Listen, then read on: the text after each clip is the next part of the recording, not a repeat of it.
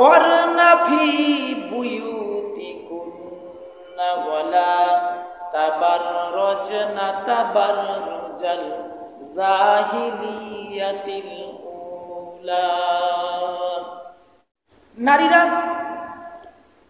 তোমরা থাকবা ঘরের পরিবেশে, ঘরের ভিতরে জাহিলিয়া যুগের মতো তোমরা বেহায়াপনা করবে না, রূপ সৌন্দর্য করবে না।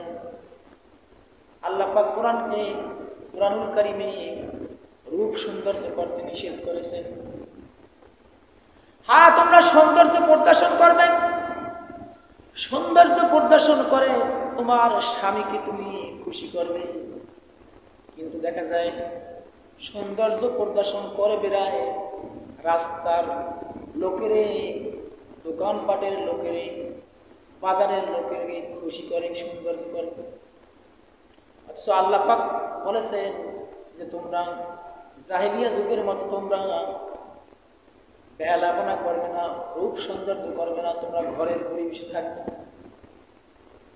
রাসূল করিম সাল্লাল্লাহু আলাইহি ওয়াসাল্লাম বলেন, নারী হচ্ছে গোপনীয় জীব। সে যদি প্রকাশ্যে হাঁটে, মাঠে বাহির হয়, তাহলে শয়তান তার দিকে উকি মারিয়া তাকায়। যে নারী তাহার ঘরের মধ্যদেশে অবস্থান করবে, সে আল্লাহ পাকের অধিক নিকটবর্তী হয়।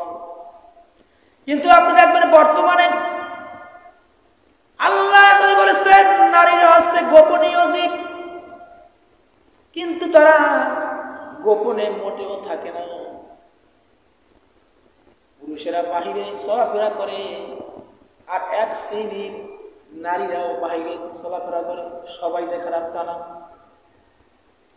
পুরুষেরা মার্কেট করতে বাজারে যায়, মা বোনেরাও মার্কেট করতে বাজারে যায়। কই তোমার এত কিসের মার্কেটের প্রয়োজন?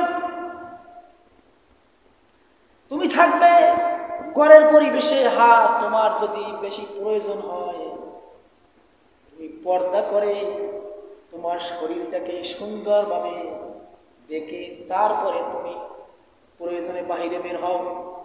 কিন্তু না, বাহিরে বের হয় সাজসজ্জা করে, এমন পোশাক পরে।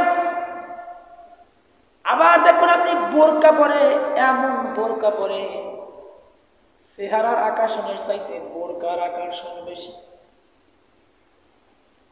চেহারার দিক তাকাবে কোন সময় মানুষ, তার আগে বোরকার দিকে তাকায় থাকে। এমব্রয়ডারি করা বোরকা, ৮-৭ বোরকা, আপনি না তাকাইয়া পারবেন না এমন বোরকা পরে।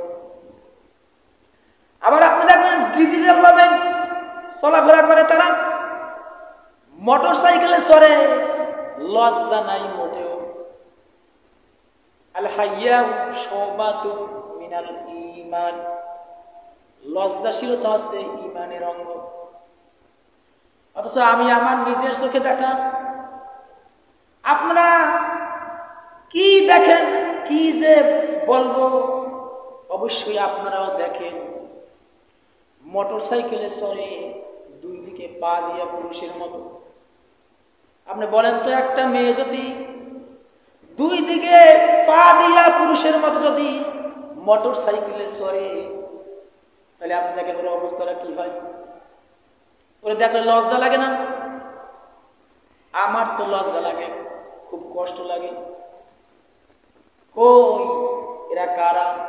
আপনার আমার বোন, আপনার আমার স্ত্রী বা আত্মীয়স্বজন, এরাই তো এই কাজগুলো করে। আপনি নিষেধ করেন না।